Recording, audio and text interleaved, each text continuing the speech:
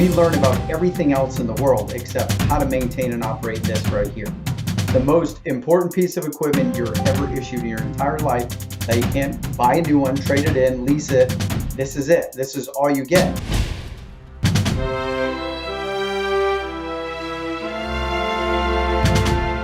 Welcome to Mindset Lessons from the Field. I'm Gina Casazza, the author of Training with the SEAL. You guys can start reading chapters of Training with the SEAL on Substack right now. I'm really excited about today's guest. He is a man who refused to accept it's all in your head. After years of service in special forces, battling invisible wounds, toxic exposures, and the mental grind of transition, he turned pain into purpose. He took ownership of his health, rebuilt from the inside out, and now leads a mission helping warriors reclaim their lives through a functional, human-first approach to healing. Guys, I'm really excited. Oh my God, this is so my jam. From the battlefield to the Cleveland Clinic to the front lines of special operations wellness, this is what it means to fight smarter, not just harder. Ladies and gentlemen, Geoff Dardia. Geoff, thank you so much for being on the show. No, thanks for having me. It's going to be great. Like I said, pumped to be here and get the message out. So thank you. I'm really excited to talk to you. And of course, I want to get into what I want to talk about, but I do want our listeners to get to know you a little bit. So talk about how you ended up in Special Forces, where you were, what you did, and then we'll go into the transition out into that other fun stuff. Yeah, so since a young age, I always knew what I was going to do, go be a commando. Originally started with going to be a frogman, right? Or the BUDS contract in the Navy straight out of high school, and then went through training during Hell Week. I got pretty sick, pneumonia and cellulitis like everyone else. Got pumped full of a drug back then, didn't know what it was, but fluoroquinolones. Those caused a little bit of tendon ligament nerve damage for certain people with genetic predispositions, which I didn't find out till later in 2015 when I got tested for MTHFR. But I had a severe adverse reaction to those meds.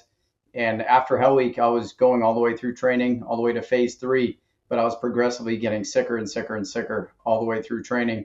And then my body started disintegrating on me, had no idea what it was. Towards the end of training with a few weeks left, got dropped from training and then medically discharged out of the Navy with no backup plan. And I completely tied my entire identity to what I was going to be, right? When that didn't work out, not in a good place, figure out later in life what your biggest curse could be your biggest blessing. At that time, a little bit of a redirection, but it actually shaped everything I'm doing now. Talking about transition programs, health and wellness, and all those things, and learning how to advocate for yourself. So worst thing in my life ended up turning out to be the best thing in my life. So it's one of those lessons. I'll take it. Let's talk about being in the thick of that, though, because it's easy to see it now and be like, that was the best thing that ever happened to me, right? But Yeah. in the middle of it, you're just like, Yeah. I can't see this, right? So how did you transition to at least moving forward, right? How did you get to acceptance, and what was that like for you? And then where did you go from there? Yeah, so after I got out of the Navy, I was in San Diego, and I was like, I can't stay out here. Probably not a good environment to be. Skills. Yeah. I grew up in small town Maine, southern Maine, and completely different environment out there, fast and easy, right? And I knew I had to get out of that environment or I would not be in a good position. So I went back to the East Coast, went back to Maine where I grew up. I was a 60, 80% disabled vet. Didn't want to be a disabled vet, but I was going back to college, worked for Red Bull. I had a small little business and managed a little surf shop. And by everyone else's standards, I was living the life, right? But for me, it was a massive void. I didn't finish what I started, and I was like, get me the hell out of here. I need to go back and do what I'm doing. And so I had to figure out what was going on. I had no idea what PTSD-like symptoms, gut was all messed up, skin peeling off me, fingernails, toenails. Like I was falling apart. I was wrecked and I had no idea why. Full of inflammation and my nervous system was fried. And I had pushed myself so far in training, I was literally going to go until I was dead. My nervous system didn't thank me for that. So, I never got PTSD from war, so to speak. I got PTSD from getting ripped out of that environment without, being ready for that. It was a massive loss. Talking about moral injury, right? At that age, like you said, it wasn't like, oh, this is the best thing that ever happened to me. I saw myself as a complete failure. I was the almost SEAL. Everyone's like, oh, you went through almost all the training. And I was like, yeah, cool story, bro. But like, no, no one wants to be half anything or 3/4 or 90%. It's like, that's what I wanted to do. So I was like, I got to go back. I got to figure out what happened, regroup, come up with a new strategy, and then re-engage this, right? And back in the time, my buddy gave me a book, which was Napoleon Hill's book, Think, Grow Rich. And I've always had a pretty strong mindset. I was like, I'll always get where I need to go. There's nothing ever going to stop me once I have my mind on those things. I was like, all right, I just need to tweak a few things and make sure I'm doing things for the right reason, not tying my identity to this. Make sure you give back if you're able to go back and do those things again. And that's literally what I did. I strategized everything, put it all on paper, put all my goals, my steps, and what I was going to do in return to give back. And that was help those that are going through the same types of thing I was, right? Find out that's got a program for it now, help the military stand up a couple of programs for transition and human performance and wellness. But I got it, man. I understand what it's like to have your mission, purpose, focus, and identity ripped away from you. And I was in a very bad spot, contemplating life. And I just knew that was never the option, right? I was like, I'm not going to give up on anything. I never have. Why would I do it now? But I can completely understand why people take their own lives and get to that point. But again, if you're able to sit through that pain and suffering, that's where growth comes from, right? And at the time, it might suck, but you go back and look at anything great in your life that you've ever accomplished, it wasn't easy.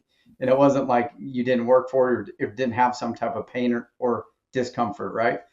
And so after that, once I figured out my purpose and my gift, nothing could stop me. I was, steadfast. I don't care what anybody said or, people talking shit or what do you know or all those things. It was just like, okay, I know why I was put on this planet. I'm charging forward with this. And I came back in the army. I was told you'll never, for about 20 different things, but you'll never make it back in the military. You'll never make it in the special operations. If you literally was told this, if you still want to go to war and shoot people, you can go join the post office, but you're not coming in the army. It was one of those things. I was like, yeah, okay, cool story, bro. Like I got in. I'll leave that story for another day. I got plenty of other podcasts about that, but I got myself back in with a special forces contract, and I've been going nonstop since May of 2003. Just retired back in April. So, it took everything I learned from that experience and then implemented it in what I did in the army, and then actually had to utilize all of those strategies when I started getting sick again from more exposures. And we'll talk about that if you want as well. Yeah. So I want to talk about how long did it take you from when you were at that low point, of getting let go from your dream of being a SEAL to regaining a new purpose and moving on that track? How long would you say that was for you? I think it was about 2 years. 2 years. I just literally, when I got back, I was like, I grew up in nature, surfing, mountain biking, skiing, doing all those things. And that was the first thing I did when I got back was just go back out in nature and unplug. Thank God we didn't have social media like we do now. But it was just like unplugged from all that and got back out in the sun, in the ocean, in the mountains, and just got away from all the pills. VA was like polypharma, pharmacide is what I call it, but I was just getting massive amounts of pill bottles sent to me with anti-inflammatories, pain meds. I was like, I don't want this shit. Antibiotics. That's what got me sick in the first place. I just got back to the basics. I couldn't, when I got out of the Navy, I was in a leg cast and I couldn't do push-ups, sit-ups, pull-ups or anything. Every joint in my body was arthritic or tendonitis. It took me just doing nothing except getting out in nature and laughter, like doing fun stuff and trying to forget. I was distracting myself. I was at the point where I wasn't sleeping. I could go for a week or maybe more sometimes without sleeping, maybe an hour or two. And I was just insomnia. And then once I started getting back to the beach, getting in the ocean, putting my feet in the sand and doing all those things, everything started getting better. I started going right back to baseline where I used to be. Once I was able to do that pain free, I had arthritis in my hip at 20 years old. But once I started doing everything all over again, my body started responding appropriately. And then I was like, okay, when I came back in the military, I was never going to have to live up to the same standard that I came from coming through BUDS. And I was just like, give me a chance. I'll do anything you got in the Army. And I was fortunate enough to do that. But, fast forward when I started my Army career, I was fine. Like my body was doing good. And it wasn't until I was forced to take certain medications again, mefloquine, which is one molecule away from a fluoroquinolone, I started having problems again. All those things started resurfacing. And I'm like, what the hell's going on? And then all the toxic exposures and blast over pressure, my health started to decline rapidly again. And I'm like, oh, not this again. But I was able to advocate for myself this time And I didn't hide it. I didn't like not tell anybody what I was going through. I was like, hey man, I'm going through this. And then imagine that, being a Green Beret, telling the doctors the truth. And they're like, yeah, right, bud, whatever. What are you trying to get from us? I was asked repeatedly, like, are you trying to get disability? Are you trying to get a med board? And I was like, dude, I was like, I've already been medically discharged out of the military. I just gave everything. My first 6 months in the military, I didn't get paid because I had to pay back all my disability and severance pay and all that stuff, and my voc rehab for college. So I didn't get paid for the first 6 months in the military. And I was like, dude, I don't want any of this shit. I just want to prevent from what happened to me before from happening again. And once I was able to convey that, people were like, oh, you're not trying to be a malingerer. You're not trying to get these things. I'm like, no. I was like, I don't want to be disabled anything. I want to stay on a team. And so I had to learn to speak their language, and I had to get them to understand, just like a Green Beret would do, right? Build that rapport, that trust, and get people to work for you. And I just applied everything I knew as a Green Beret to medicine and health and wellness, and I was able to get the same outcomes, right? And it's getting people to understand a problem, simplifying what people think is a highly complex issue into something that's really not, and getting people how to understand their physiology. Psychology and physiology they're connected, right? They're not separate. And once you do that, people were like, oh, I know why I feel this way. It's a response. And if I'm exposed to X, Y, and Z in the environment, these are knowns. I'm not crazy. This is a response to what I'm being exposed to. Once people do that, it's like a weight off the shoulders. And that's when I learned it. For me, it was like a boat anchor was lifted off of me. I was like, okay, I'm not crazy. Like, this is why I feel this way. And this is what it is. And this is what I can do to protect myself. That's risk management. And I was like, okay, we have all these systems in place for all our equipment in the military. We don't have it for us. And was able to take those principles and frameworks of risk management, mission planning, mission analysis, and military decision making process, and turned it into health and wellness. And come to find out, there was a form of medicine out there that's pretty much set up the same way, which is functional medicine. So let's talk about when you first got, again, like medically discharged, right? You're from the Navy. Yeah. Like, and you mentioned that, like, toenails falling off, like, muscle deterioration, like all this stuff. Like, were you seeing somebody at that time? Were you seeing doctors? Were you seeing anybody? It was just new. So when did you like go, okay, I need to get some help, or something is going on? And then if you were like, I need to get some help, how receptive were they to the help, and how did you end up healing, and how long did that healing was the healing more than 2 years or less than 2 years? Because you meant finding your new purpose, you said, was 2 years. So how long was the healing for It all was this? the same. It was literally, I can remember the night. Literally, once I understood what PTSD was and what I was going through, it's like the light bulb went off and I was released from it. It was like, oh, okay, I know what this is and why I feel this, right? Because of the Mhm. loss I incurred. And I'm like, all right, all I got to do is reprocess that. Like, I didn't have the manual for this. I didn't read any books about it. I was just like, I know why I feel this way and what has happened to me. And after that point, my nervous system calmed down again. And I wasn't having the reoccurring dreams. And I wasn't feeling like, like the whole world was against me. It was, hey, man, like, don't be a victim to this friggin' thing. Like, go back, do what you wanted to do, and have a backup plan. Don't tie your identity to what this is. But just know that you have to overcome adversity. That's post-traumatic growth. That's when I learned about post-traumatic growth. Didn't even know there was a term for it then, but it's exactly what I did. And it's like the nightmares went away. That feeling went away of inadequacy or being a failure. And it was just like, okay, I got my confidence back. I can do this. That was a turning point. Once my nervous system calmed down, the physiological followed. But I can tell you right now, if your nervous system is stuck in a hyper aroused, hyper vigilant, responsive state, your body's going to be catabolic. It's going to be full of inflammation and breaking down. And that's exactly what it's designed to do for survival, right? I learned that. And imagine that coming into the military the second time and having those answers to the test, so to speak. It was like, okay, I know what I need to do. I need to be recovering on the weekends, not doing dumb stuff.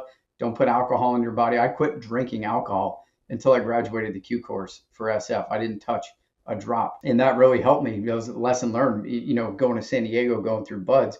It was like expected you to go out on the weekends and party and have fun with your bros. But it's like knowing what I know now, I would not even consider it. I'd be drinking protein and pro resolve mediators and sleep. And ice baths and, like being in the sun. Right. But back then we had no clue what any of this was. So it was just one of those things where it's like, okay, I know what I need to be doing now. And like I said, never looked back since. How hard is it for you? I feel like within society these days that there is there's a stigma, around, especially when it comes to like, well, there's about with health and being the advocate for your own health. What do you know? You didn't go to What are your like credentials? medical school, right? Where'd you get your degree, right? Yeah. And the thing is like they also, I feel like with insurance and stuff, it's like, well, they have to sign off on certain things. And it's like, well, you need to go to this doctor and this doctor and this doctor has to sign off on this. And then they're like, no, we don't think you need that test. But it's like, no, that's the test I want. When I was doing, what do you know? Where'd you get your degree? Right. And then they want to give you all these medicines. And then you're like, I want to take that. Like, I'm going to go this other route. And then they just are like, then you don't even want to get better. Right. You don't. Mhm. But then, like, I have a friend right now whose husband's taking all this medicine, and she's like, I don't even know if it's helping. It's not, it's just like masking the problem. It's Mhm. not getting to the root cause of anything, but they don't want to get to the root cause of anything. They just want to throw medicine in your face. And then there's doctors like, no, we do.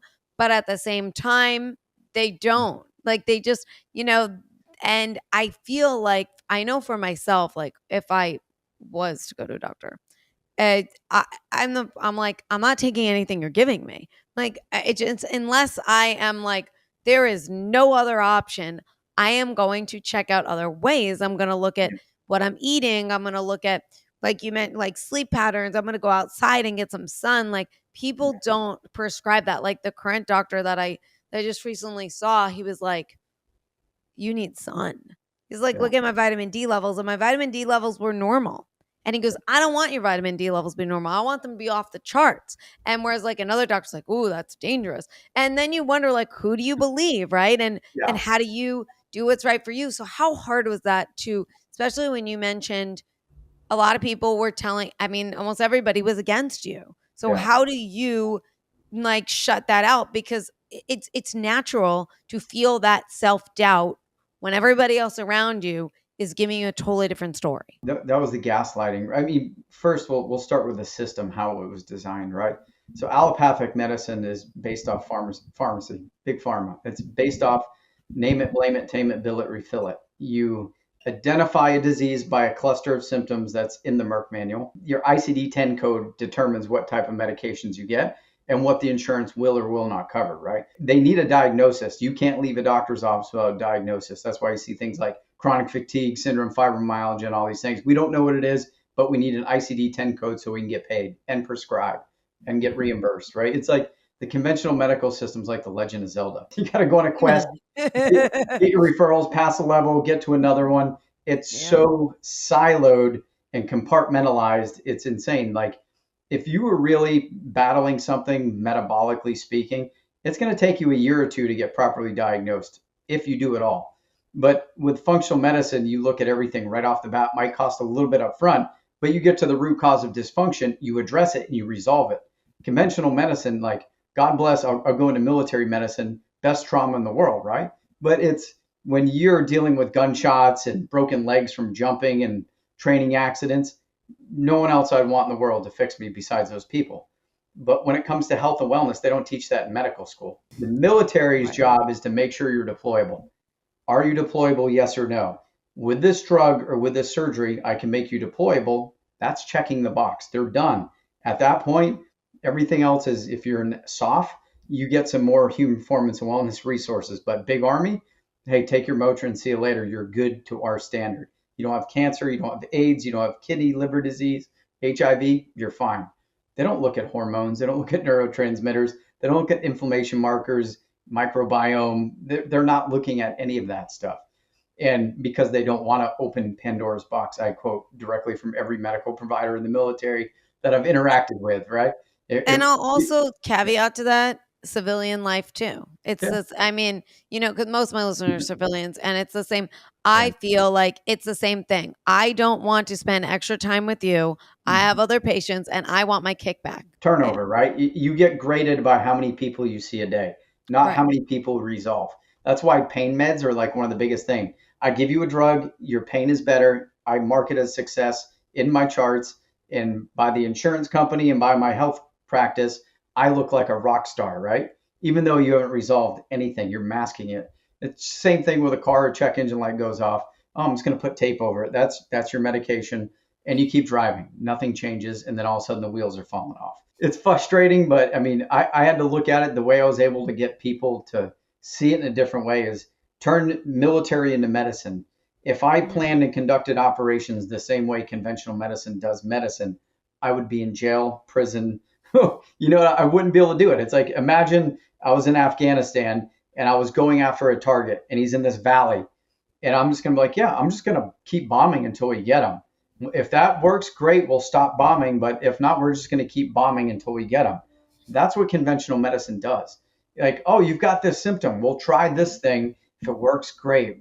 Keep doing it. If it doesn't, we'll throw a dart at it and throw a new drug at it, and we're guessing, right? That's not precision medicine, and that's the direction medicine's going now. Thank God, is towards precision medicine and looking at root cause dysfunction. People are rejecting conventional medicine. They know it's ineffective.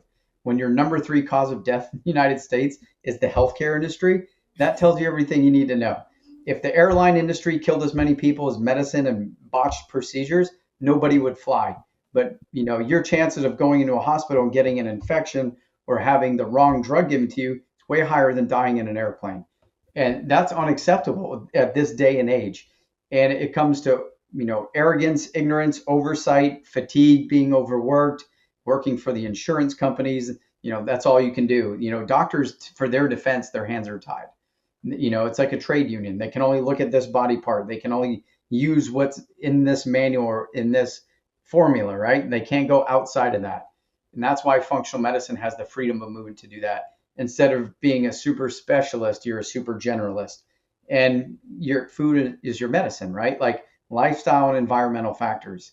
And I did a podcast for my buddy the other day, and I was going over, and I was like, look, if we know that over 90% of doctors' visits are stress related, which comes from your lifestyle and your environment, why aren't we embracing a form of medicine that focuses on lifestyle and environment? If Yeah. you live in a highly toxic home, you're going to be poisoned every single day you're in it, right? No matter what you do, talking to a psychologist, psychiatrist, or getting medicated, if you do not remove yourself from the source that's making you sick, you're never going to get better.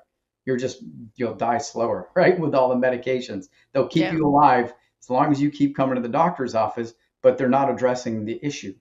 And once people see that, they're like, oh, I have pain in my shoulder because it's misaligned. The joint space is off, or I've got an unresolved injury that I've been masking with medication.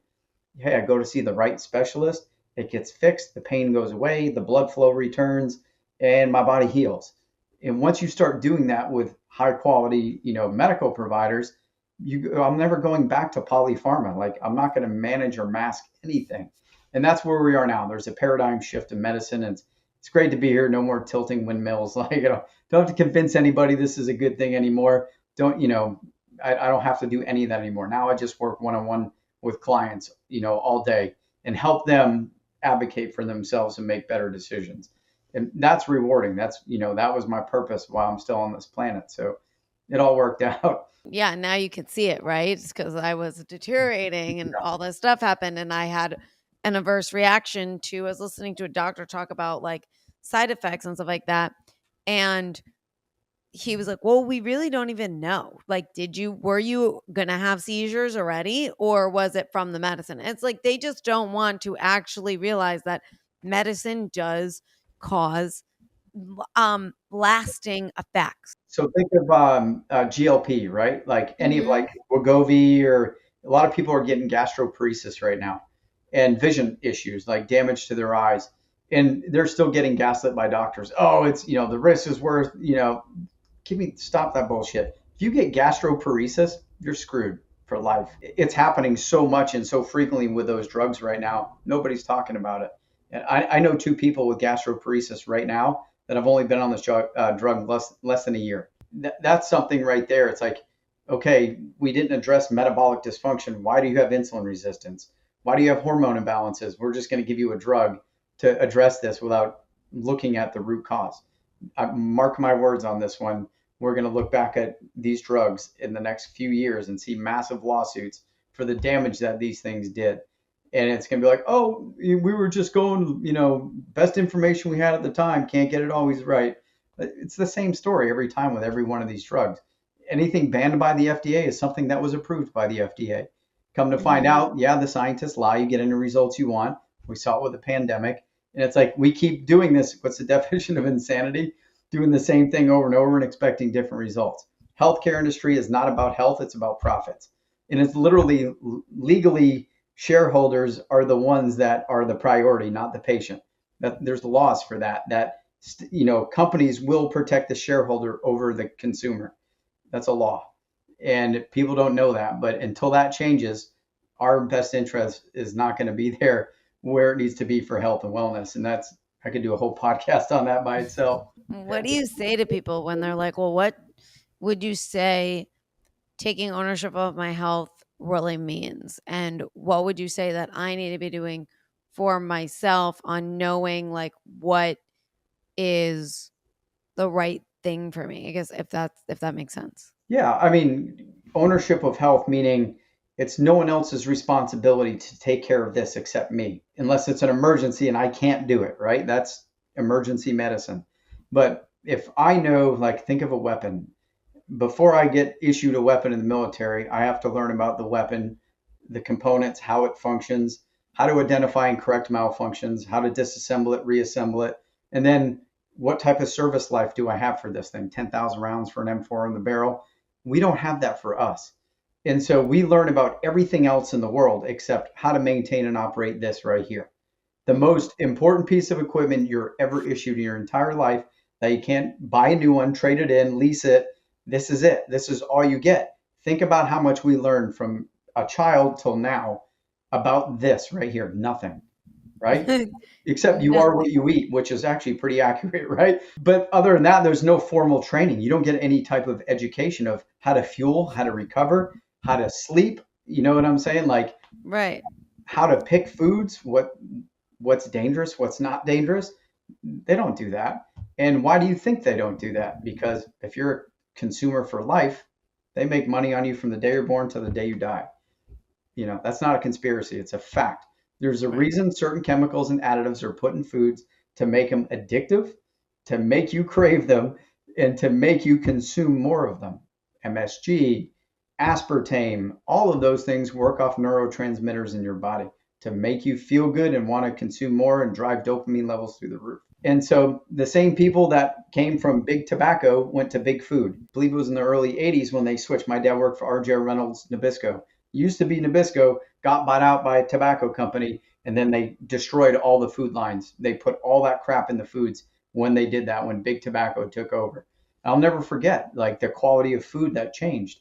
But nobody sees it, right? Like, you're starting to see it now because of social media. But before, it was just like, think of in the 70s and 80s, how many cigarette ads there were, and cigarettes are good for you. They're safe, doctor approved.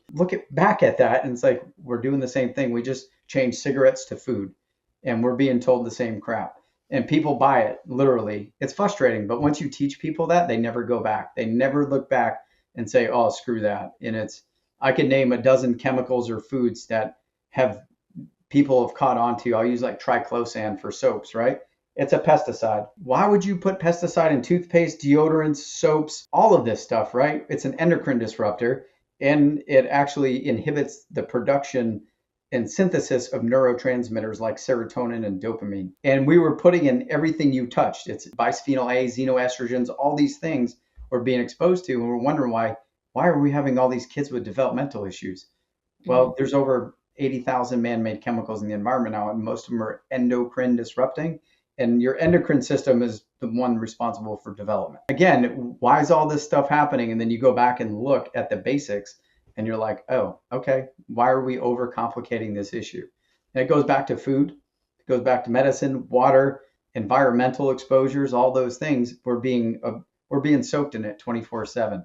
And yeah, it's going to have effect on the metabolism.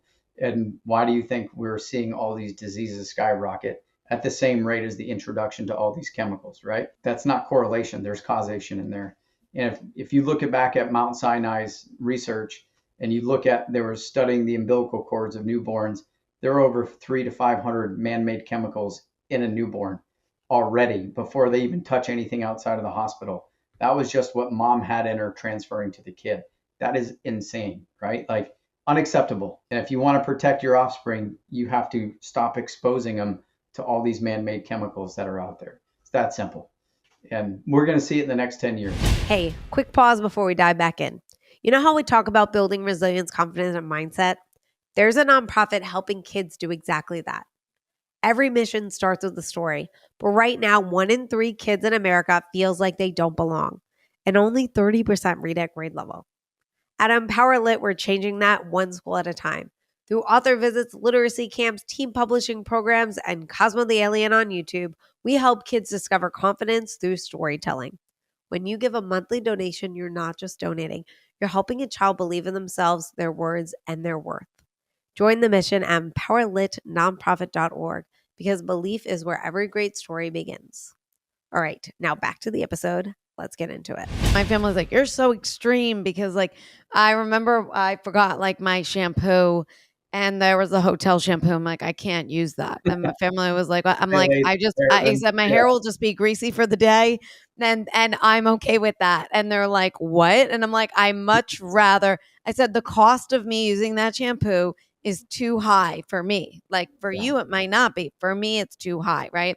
And they're like, do the best you can, right? You can't get away from it. It's you everywhere. can't, it's everywhere, right? And I'm just, and you have to like I get it. Like I know that even though I'm getting like this air chilled organic chicken, it's still wrapped in plastic, right? And it's like, my gosh, like, you just like, you're trying, right? But then at the same time, it's like, okay, I just got to minimize it, right? Yeah. But the thing is like, I also feel like we're so indoctrinated, like where also we don't want to make a change because, we are creatures of habit.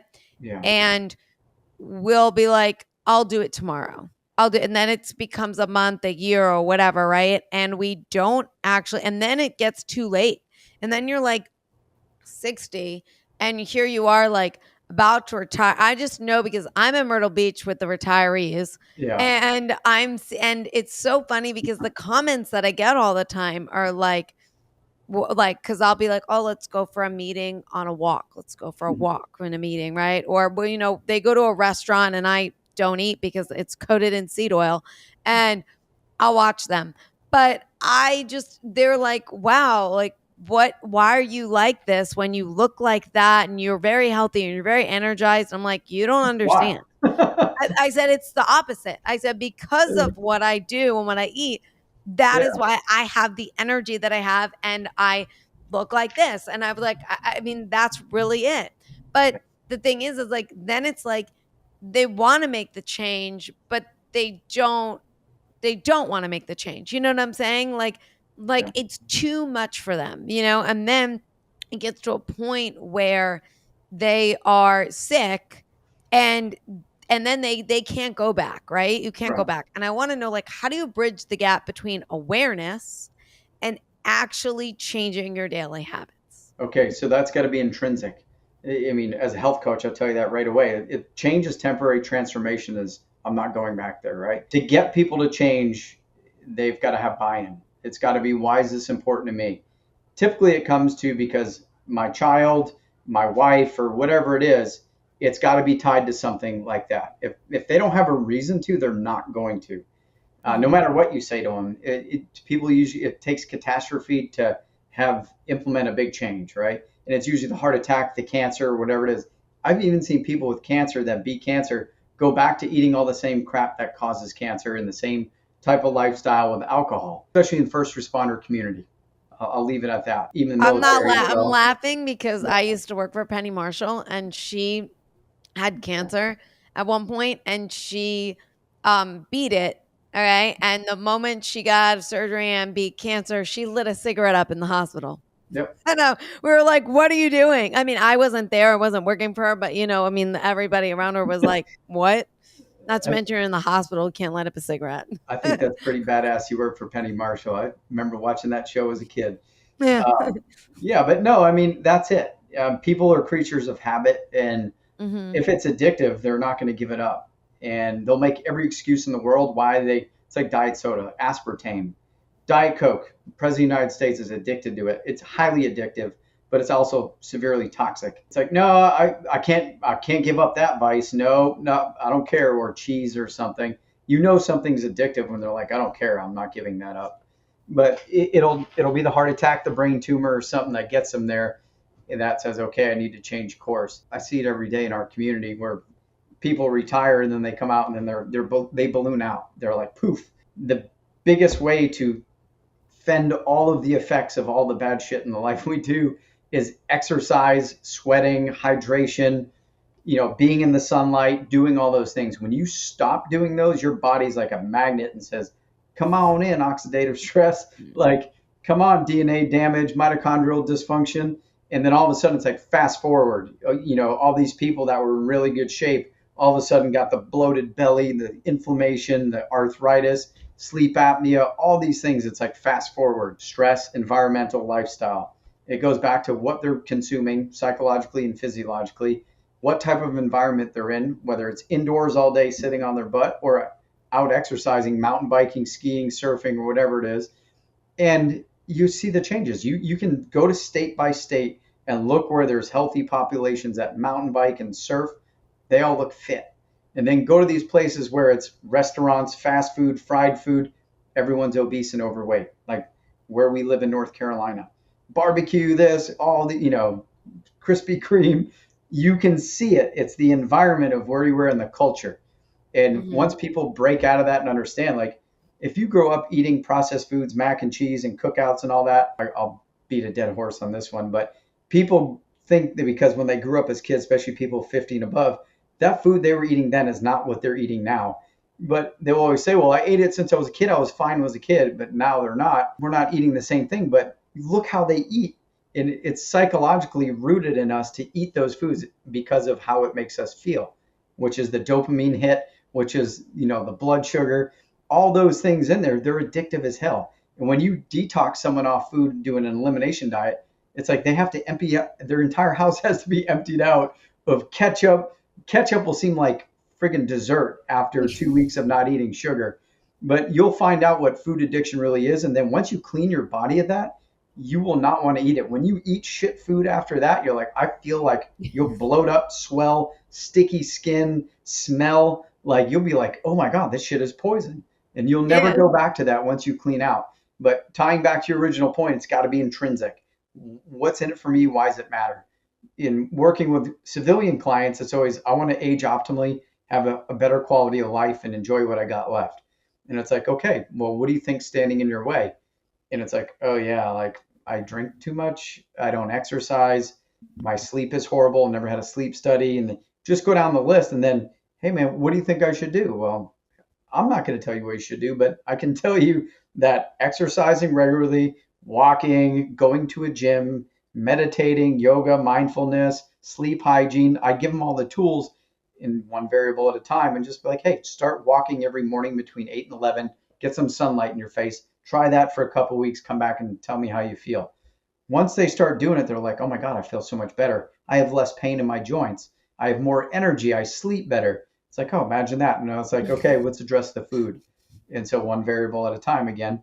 And then you start doing that. And once they see the benefits of it, they're more apt to stay and continue that lifestyle transformation, not change. It's rewarding. That's one of the best parts of the program I started is to be able to give people those tools and watch them do it. But I can tell you right now, until it is that intrinsic value, one ear out the other. They've got to be ready to receive and want to change. I can't save or fix anybody, right? They have to do it themselves. I can provide them the tools and guide them along the way, but I can't provide that reason for them wanting to do that. That has to come intrinsic. That's the big thing. And then if you can get to that as a coach, as a doctor or something, like, hey, why is this important to you? Tell me what your vision is of what you want to accomplish with your health. Hey, I want to be pain free. I want to be able to walk 4 miles.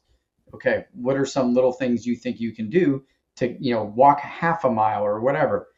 It's just, oh, I didn't even think of that. And you help them do that. And then they take it from there. They're off to the races. It just needs that reaffirming in them, telling them like, hey man, like you can do this, right? Like you've got this. But a lot of people, when they're physiology and psychology and they're sick, they don't want to do anything. They lose the motivation to live. And we see it every day in society. Suicide numbers are skyrocketing, right? And it's pain and suffering. And pain and suffering comes from poor lifestyle and environmental factors. That's it. And loss and psychologically, right? Loss of mission, purpose, focus, and identity. You lose that, you're just going to circle the drain. You're done. So it's getting people to understand that all these things are tied together. Food is medicine. Everything you eat, it's either fighting disease or fueling it. It's either fighting inflammation or fueling it. It's either providing happiness or making you feel like shit, right? You eat something that's bad, you say, man, I feel like crap. It's because you ate crap. And that's literally how simple it is. But once people figure it out, it's you don't have to convince them of anything. They run with it. So that's the cool part. When you said like one value at a time, right? Like you'd want, how long before you introduce something else? Usually a couple weeks, right? I mean, like I'll use elimination diet. After 2 weeks of detoxing from food, like to see what your body's reacting to, then you say, hey, go ahead, eat a slice of bread, see how you feel, or eat some pasta. And they're like, oh my God, I was bloated, or drink a beer and see how you feel after that, after 2 weeks of not doing it. And boom, they'll see the effects of what it is. Like gluten, stuffy nose, right? Ringing in the ears, puffy skin, puffy face, bags under the eyes. You'll know it immediately. Like beer, I can't even smell beer. It makes me sick to my stomach because the gluten was making, if I drank a beer, I'd be a beach ball. And when I figured it out, I was like, oh, it's just disgusting. And now if I eat bread, I have to make sure it's like 10 times the amount of fiber that's in it, or it's gluten free or glyphosate free. But, if you eat bread overseas, I'm fine. No issues eating food overseas. I could eat pizza, bread all day long, Germany, everywhere else. I don't get any bloating whatsoever. It's all the shit that's in our food here, all the additives. That's it, man. You'll figure it out one small change at a time. And then once people get the confidence, they're off to the races. They're going for it. Once they start reading, it's like, I don't have to tell you, like once you start figuring this out, you're going to be hooked. You can be like, I can't believe they've been doing this and bottled water or processed food or whatever it is. It's And a you're, rabbit. It's a rabbit hole. yeah, It really is. And it's so funny. I have this video I sent out to some family. My nephew's 3.5, and we were grocery shopping, him and my mom, and we gave him like we were trying to get cookies for him essentially, like, yeah, and we're reading it, and he's like, we're reading the ingredients, and he's like watching us. He's like a little sponge. So I give him the box, and I'm like, read the ingredients. Like, you see any seed oils in there? You see yeah, any chemicals? And he's looking, and he's like, no, this is great, right? But he's 3.5. He can't read, but he just wanted the cookies because he saw the picture, right? yeah, And then it was like, no, that's not a buy, right? And then but I found one that was, so I handed to him like, read this one, and all of a sudden he looks at it and goes, yeah, there's no seed oil, and it was just so cute because he's 3.5, and I'm just trying to teach him like some of the stuff, but it is definitely a rabbit hole, and it's a dangerous one in terms of, I mean, there is no going back, right? I mean, I did Lion's diet to to do like a total elimination. It was just meat, and then I yeah. introduced some food one at a time for a week, and you're really able to tell like, okay, like, there's a flare up, or this happened, or oh, I didn't feel good, or anything like that. But Yeah. like, I always find it funny when people are, but how would you say and again, we talked about the awareness a little bit, but like, and I get it, they have to want to do it, but I mean, even for myself, sometimes there is a certain willpower it takes when I am like laying down in bed, and I just want my phone's there. I turn my phone off, but I could turn it back on. It's a button, and I'm just looking at it, and I'm like, and then sometimes I'm like, I'm just going to read a chapter in a book. And I know, like, don't do it. Don't touch the phone. It doesn't matter if you have your red light glasses on and the melatonin is kicking in. It doesn't Yeah. matter. Like, just turn it off, right?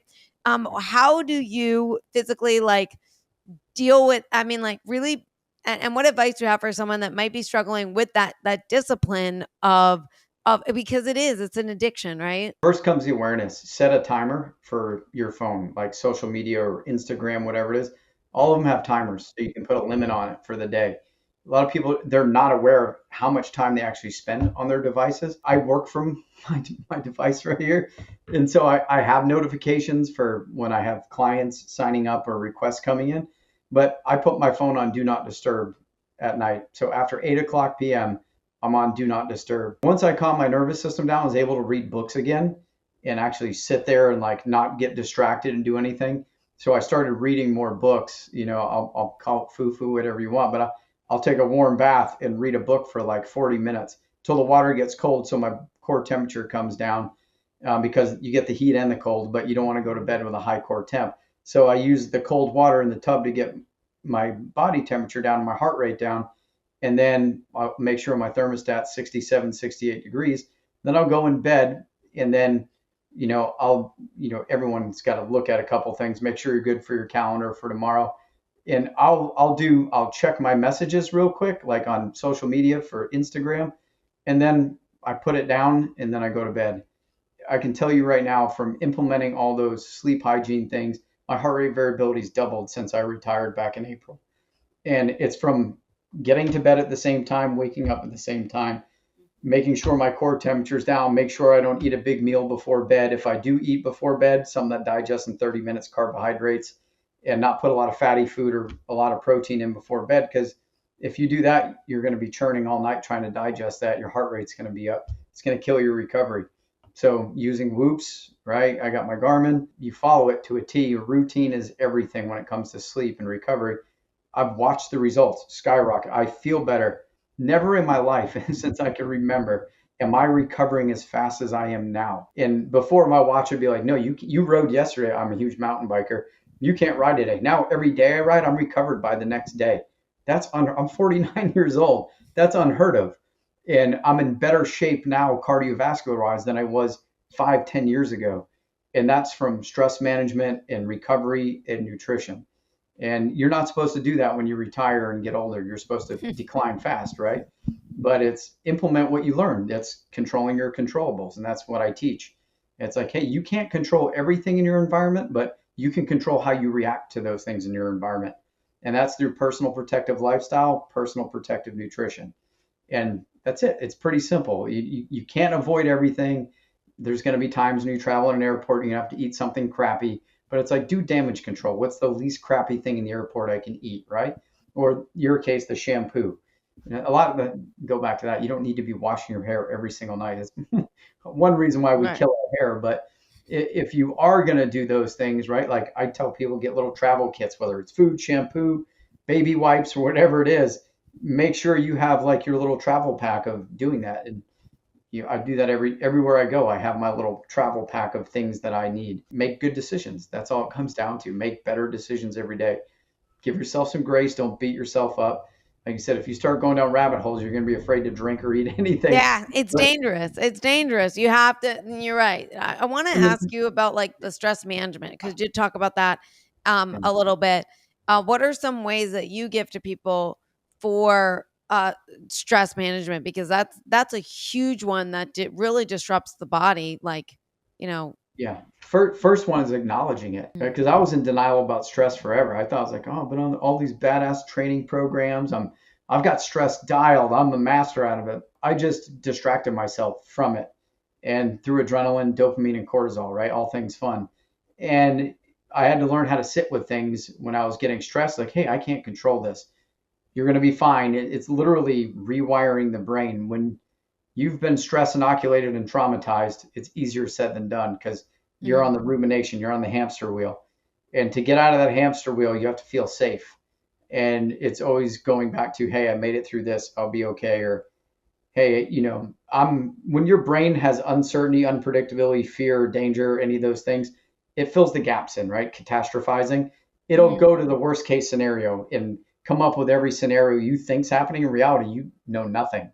And it's like you're assuming all these things are going on.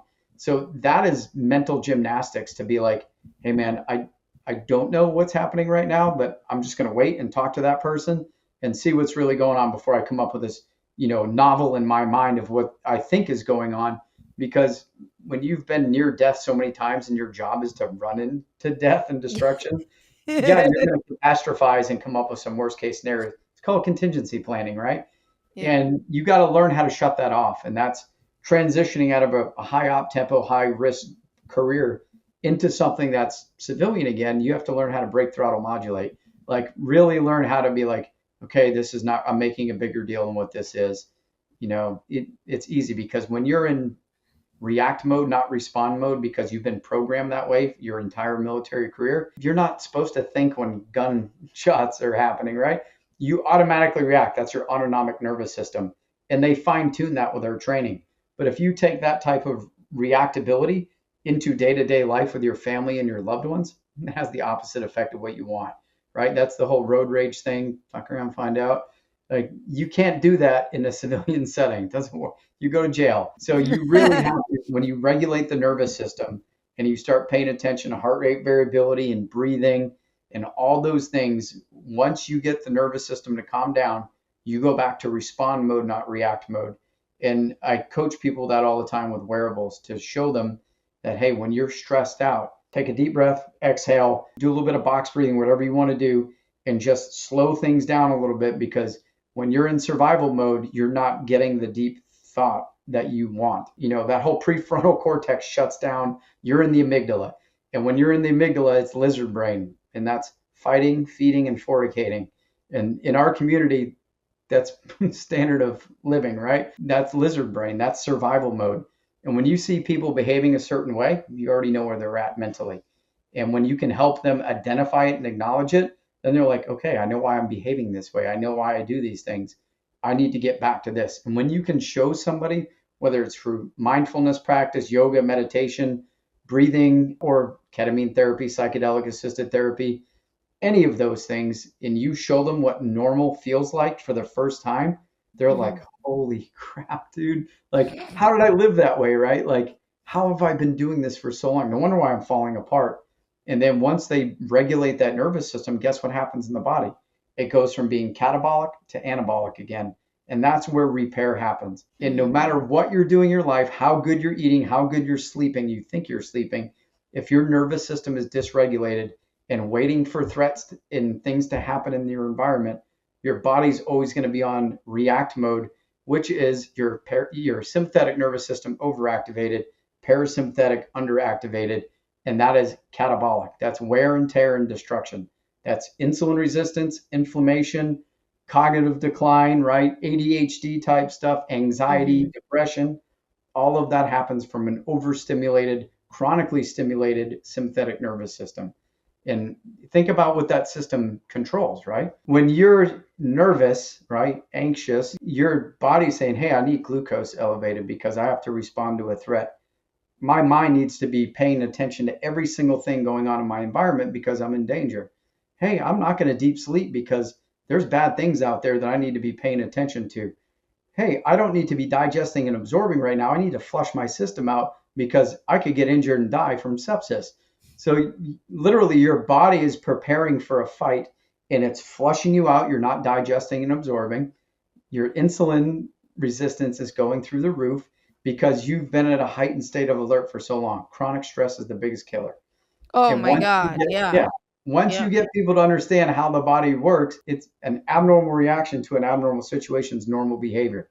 And so once you teach people how the body works with both sides of the nervous system, you're like, oh, the brake pedal, that thing over there is rest, digest, feed, and breathe. You do all your recovery in your bedroom, right? So why is sleep so important? Why is relaxation so important?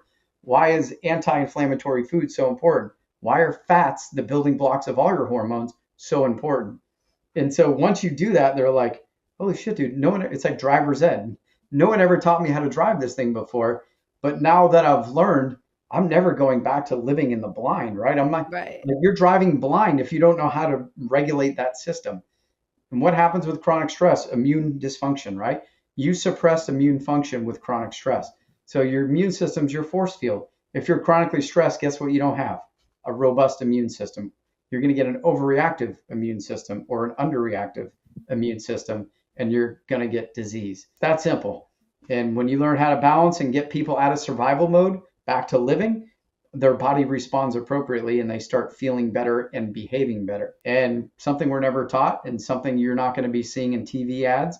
The drug companies aren't going to tell you how to regulate your nervous system. It's not there.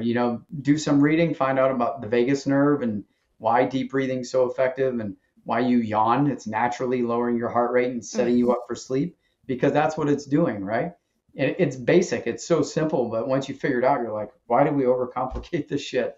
Yeah, yeah. I mean, it really comes down to awareness and um, the education that you do. The having that open mind. Like ever since I lost my hearing, I always had like this really open mind to lifestyle. And I tried everything to know what was best for me. Like living in LA when I all this was happening, I was like, "Oh, maybe I need to be a vegan or vegetarian and maybe I need to do this and I'll try this." And then I met this doctor who was like, "You're so unhealthy, but you think you're healthy because you're being taught this one way. Try this." And then my body started to react to it, but it was just being in a positive way.